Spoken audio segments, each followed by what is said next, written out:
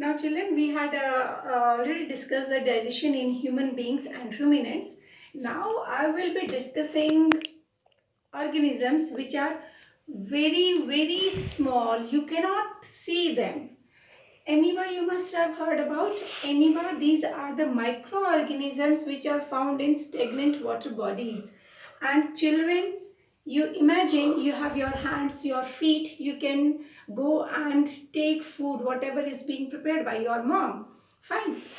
Even the cats, dogs, animals, we had seen them all, that they also go out in search of their food.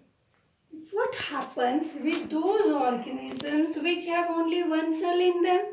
They do not have hands, they do not have feet, they do not have nose to sense their food. So how do they take their food and how do they excrete it? And they again do not have organs to digest the food. So here we shall try to understand it a bit with the help of amoeba. This is the picture of amoeba. You cannot see it with your naked eyes, children. You need to see the amoeba under a microscope with a proper staining, which we will do sometime in the class. So how an amoeba looks like? Amoeba is blessed with one very good property, one very good quality, that it can anytime change its shape. So these outgrowths means they are called as pseudopodia. Pseudo means false, podia means feet. So it can move from a place to another by making use of these pseudopodias. How it works? Children, it can change its shape. So just imagine this is the cell membrane, and pseudopodias are nothing but the extension of the cell membrane, and this is the nucleus, and these are the food vacuoles. Fine. So what the amoeba needs, whenever it want to move into this direction, it will extend this part of the membrane and will extend it like this, because it is blessed with the ability to change its shape. Now it will again change this part of its body and will drag it forward. Fine.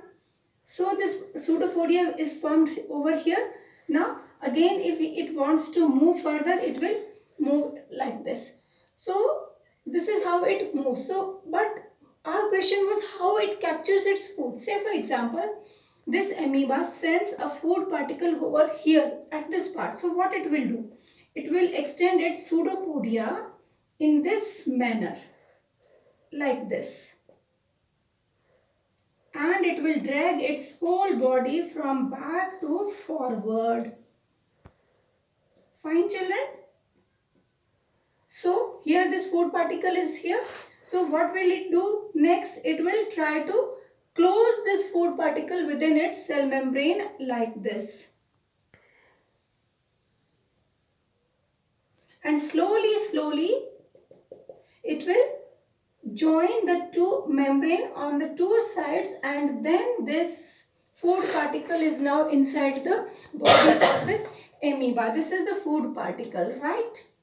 So it is obtaining its food with the help of pseudopodia. Pseudopodias help amoeba to move from one place to another, and at the same time it help to take in the food. Now this food which is present over here, this particular part is called as food vacuole. Right, children? Food vacuole.